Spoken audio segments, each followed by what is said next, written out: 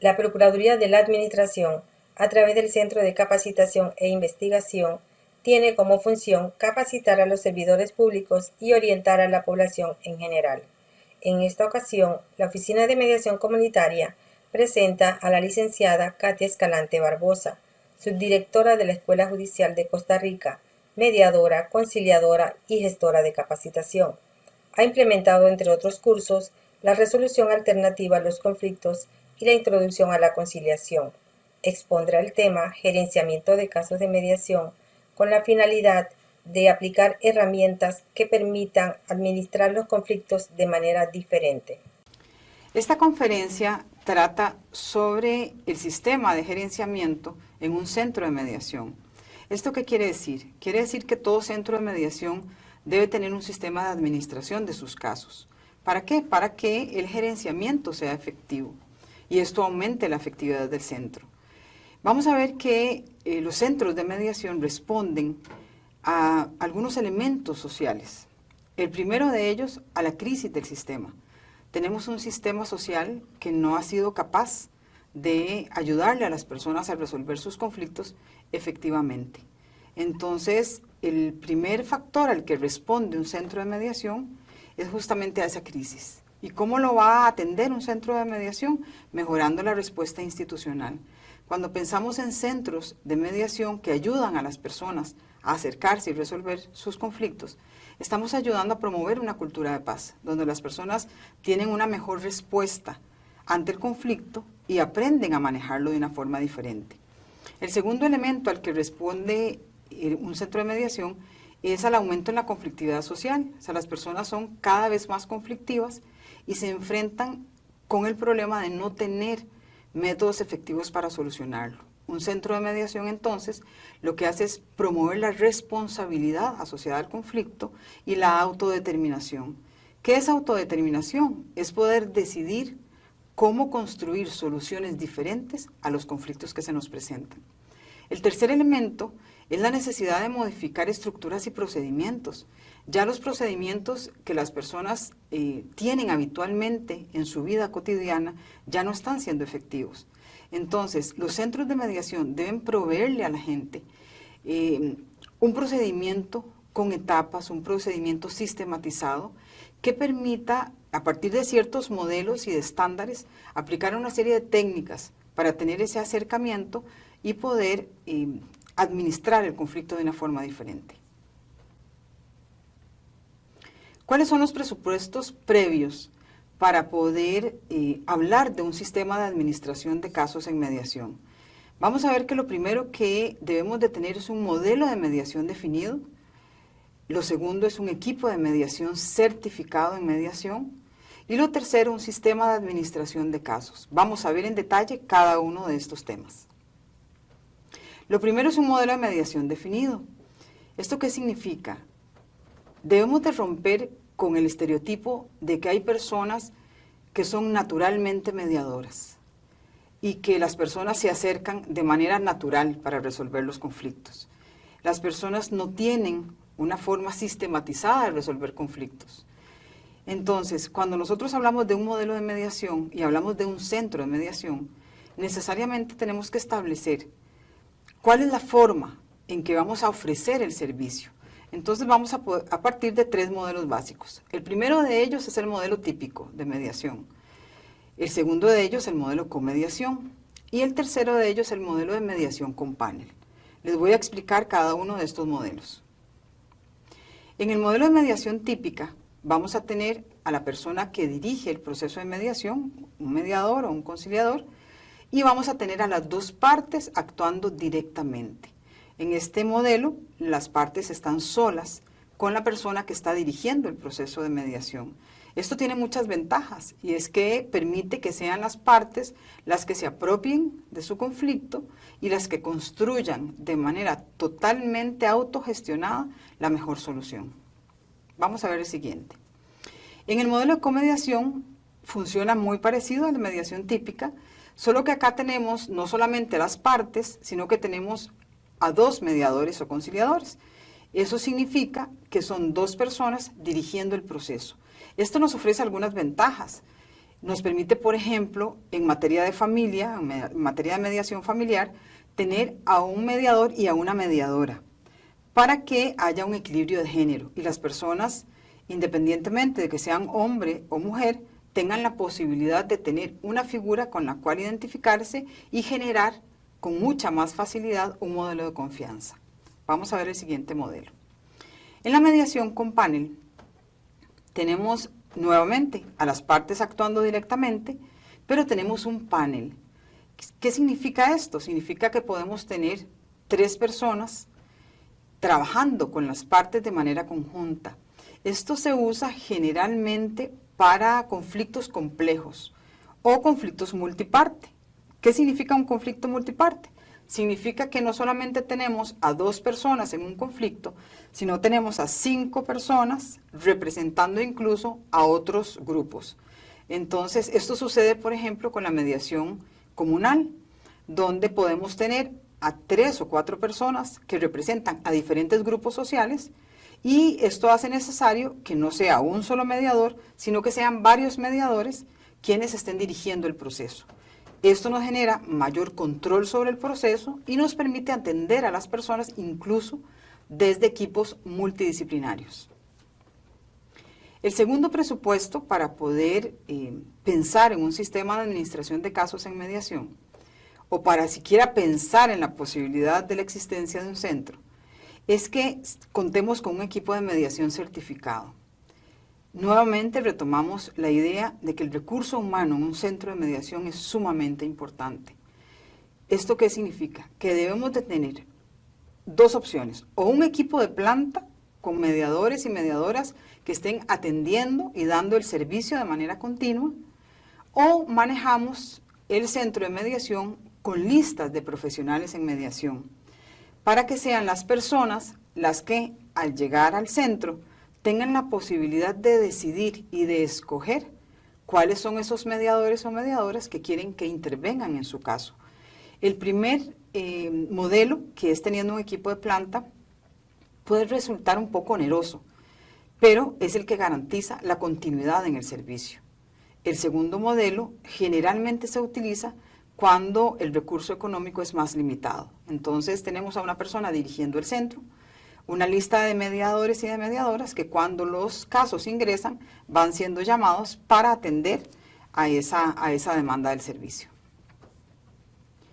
Cuando nosotros hablamos de capacitación de ese equipo de trabajo, ese equipo de mediadores y de mediadoras, lo primero que tenemos que tener en cuenta es que la selección de las personas debe hacerse de acuerdo a un perfil competencial de entrada.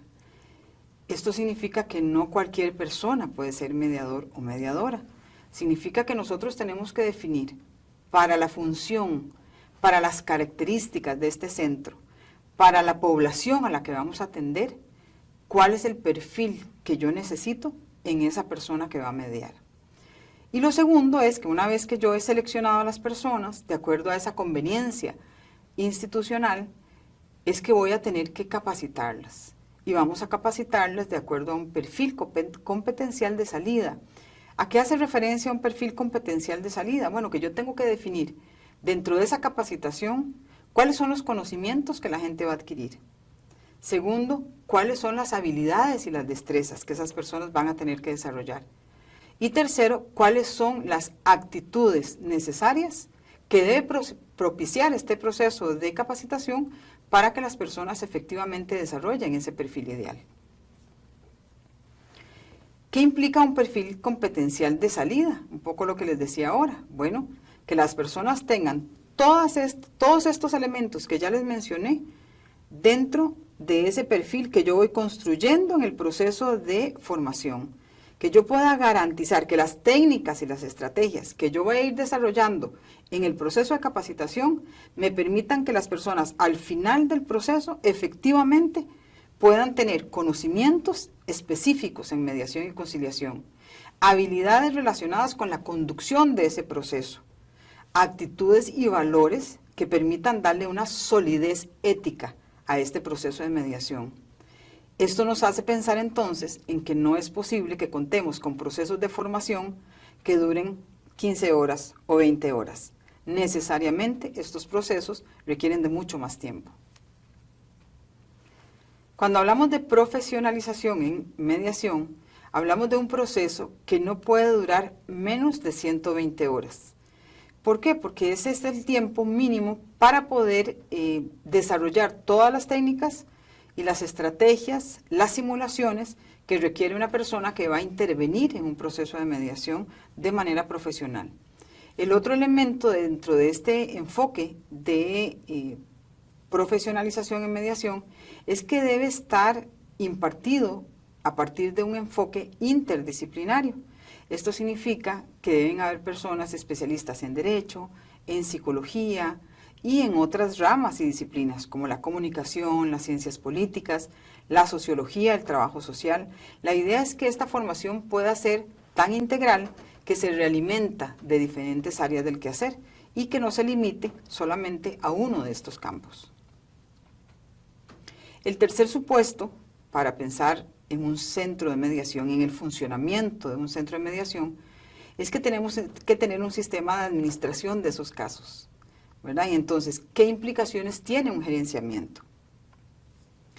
Lo primero es definir cuáles van a ser los objetivos. ¿Qué pretendo yo con el gerenciamiento de un centro? Lo primero es que tenemos necesariamente que administrar eficientemente el servicio. Estos servicios tienen que tener la posibilidad de atender de manera adecuada la solicitud que hacen las personas usuarias respecto de lo que tiene que ver con la solución a su conflicto. Lo segundo es que un sistema de gerenciamiento me permite maximizar el recurso humano, ¿verdad? Y entonces organizamos a las personas para poder atender con mucho más efectividad a las personas usuarias. Otro de los objetivos es que nos permite mantener el orden y el control sobre la atención individual de cada caso y sobre la carga general de trabajo que tiene el centro.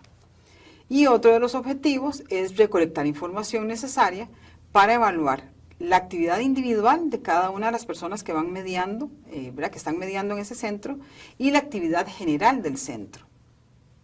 Todo centro de mediación debe tener una estructura operativa sobre la que va a establecer sus procedimientos, sobre la que va a tener la posibilidad de sustentarse para su funcionamiento. Entonces vamos a ver que una estructura operativa básica de un centro de mediación es primero un consejo, una especie de consejo directivo, porque puede ser que dependiendo de la institución donde esté pueda llamarse este consejo de una forma diferente. Nos referimos a un consejo directivo que gire políticas de funcionamiento del centro. Lo segundo es una dirección ejecutiva. Esta dirección tiene a cargo la actividad general del centro desde el punto de vista operativo. Un coordinador o coordinadora de áreas, esto significa que para las diferentes áreas dentro de un proceso de mediación deben haber personas que puedan coordinar este trabajo.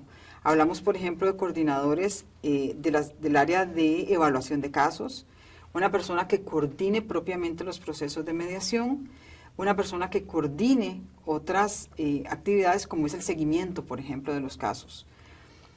Tenemos que tener dentro de esta estructura operativa necesariamente el equipo de mediadores y mediadoras, ¿verdad? Esta es la razón de ser realmente de un centro.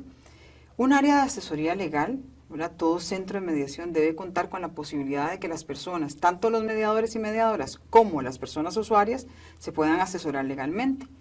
Un área de capacitación que pueda dar soporte al centro en la medida en que permite que otras personas se vayan formando y vayan apoyando al centro en labores de capacitación.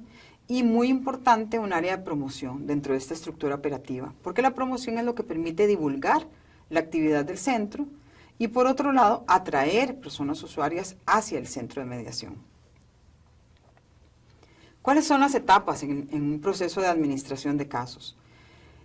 Vamos a hablar de las etapas que operativamente han demostrado que un centro de mediación puede ser muy efectivo. Lo primero es el área de recepción del caso, donde las personas se acercan al centro, tienen la posibilidad de comentar muy brevemente su conflicto para ver si por competencia el centro puede trabajar esa conflictividad que se le está presentando. La segunda etapa es la etapa de filtro, lo que hemos llamado una etapa de evaluación, donde se establecen criterios para determinar si este caso es posible de mediar o no.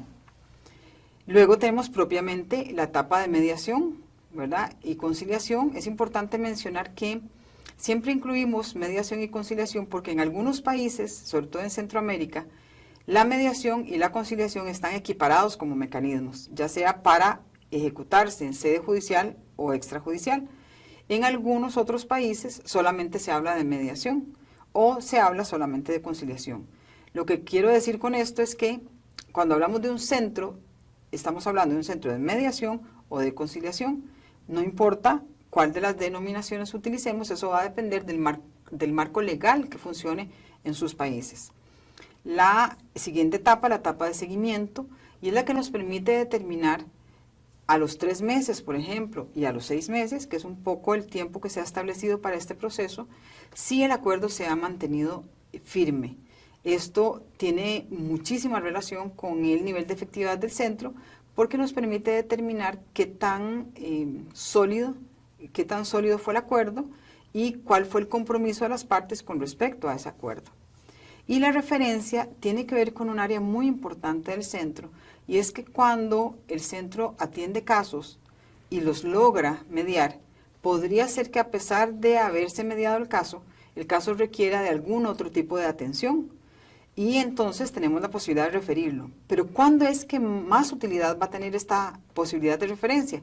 Cuando el caso nos damos cuenta en una etapa inicial, por ejemplo en filtro, que no es mediable.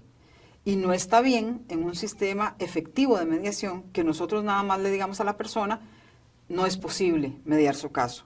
Deberíamos de tener la posibilidad de referir a esta persona a otro lugar donde su caso sí pueda ser trabajado, que probablemente será a través de mecanismos que no sean mediación y conciliación, probablemente sea a través de otras formas de abordaje.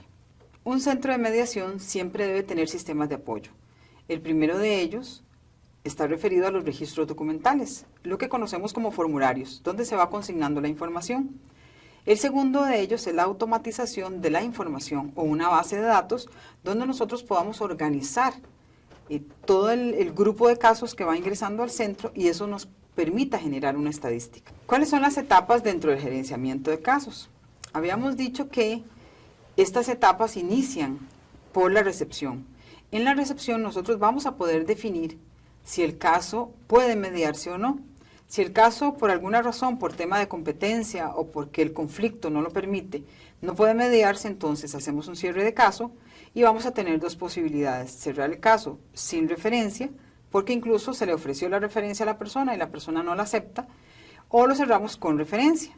Y cuando le damos a la persona la referencia a otro lugar donde pueda ser atendido su caso, le vamos a dar seguimiento.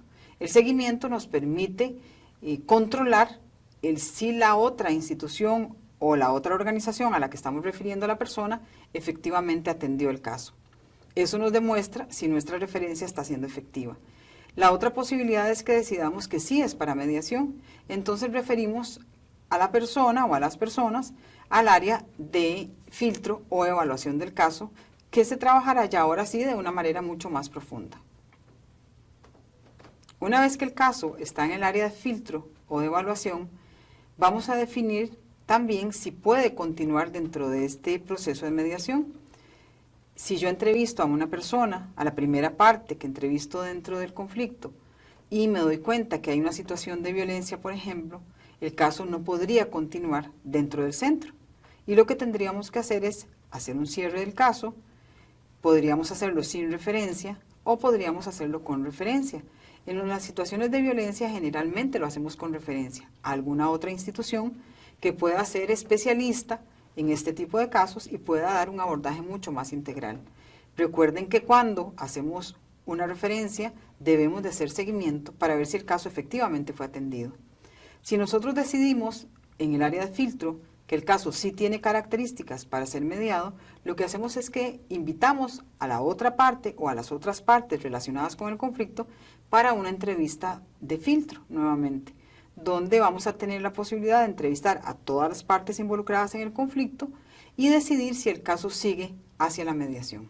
¿Por qué debería siempre de hacerse la etapa de filtro?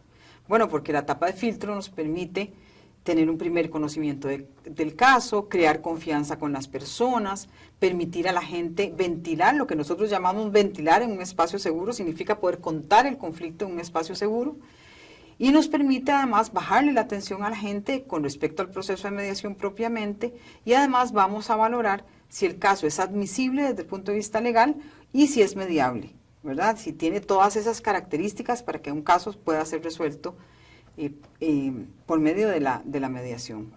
¿A quiénes se filtra? Bueno, a cada una de las partes. Incluso podemos pensar en que en los casos de familia también deberíamos de filtrar a las personas menores de edad cuando éstas tienen más de 7 años. Siempre es importante tomar en cuenta su punto de vista, aunque no las vayamos a incluir dentro del proceso de mediación, porque no las vamos a poner a mediar con personas adultas, pero sí nos va a interesar conocer su punto de vista sobre aquellos temas que podría afectarles directamente.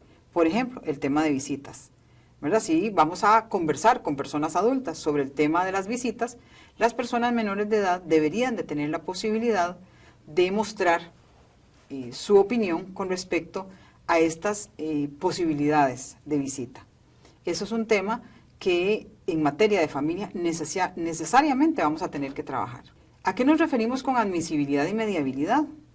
Con admisibilidad nos referimos a todos los presupuestos jurídico-procesales para que un asunto sea susceptible de mediación, y eso está regulado en cada país.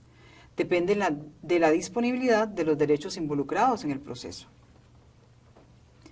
¿Y a qué nos referimos con mediabilidad? Este es un criterio que a veces es mucho menos fácil de aplicar. Nos referimos a que tenemos que confirmar que hay disponibilidad y voluntad de las partes para mediar. Nunca podemos obligar a una persona a mediar o a participar en un proceso de mediación. Tenemos que asegurarnos que no haya violencia o agresión en esa relación, y además tenemos que asegurarnos que no existan desbalances graves de poder entre las partes que vayan a generar un acuerdo que sea injusto. Una vez que se ha realizado el filtro a todas las partes involucradas y el caso cumple con estos criterios, tanto de admisibilidad como de mediabilidad, seguimos con el gerenciamiento. Se hace el proceso de mediación y sabemos que en mediación siempre vamos a tener la posibilidad de tener un resultado positivo y uno que no es tan positivo. Si nosotros terminamos sin acuerdo, lo que hacemos nuevamente es cerrar el caso y tener la posibilidad de hacerlo con referencia o sin referencia. Recordemos que si lo hacemos con referencia debemos de darle seguimiento. En el caso de que tengamos un resultado positivo en la mediación, que eso es lo que siempre vamos a esperar, vamos a tener que consignar el acuerdo y vamos a cerrar el caso. Lo cerramos siempre con la posibilidad de hacerlo con referencia o sin referencia, y si lo hacemos con referencia, darle seguimiento. Hay dos elementos de avanzada en un sistema de gerenciamiento de casos y no quisiera pasarlo por alto. Lo primero es que siempre debemos de tener un sistema de referencia, que ya lo hemos mencionado en diferentes oportunidades, porque esto nos habla de la calidad del servicio. Decíamos al inicio, no es lo mismo decirle a una persona, no, mire, qué pena, en este centro de mediación no podemos atender su caso, y otra muy diferente es decirle, no puedo atender su caso, pero le voy a referir a un lugar donde sí le pueden atender.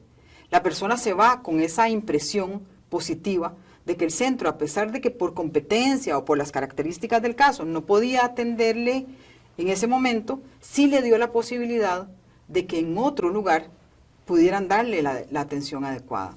Y el segundo elemento que es muy importante y que es de muy avanzada en los centros de mediación y que muy pocos centros de mediación lo tienen, es el sistema de evaluación del servicio. Las personas deberían de tener la posibilidad de que una vez que han sido atendidas, tengan alguna forma de realimentar al centro con respecto a la satisfacción que tuvieron dentro de todo el proceso. Para finalizar, debemos tener claros cuáles son los objetivos de un centro de mediación gerenciado. El primero de ellos es ayudar a las personas a manejar positivamente el conflicto. El segundo, poder implementar diferentes soluciones alternas.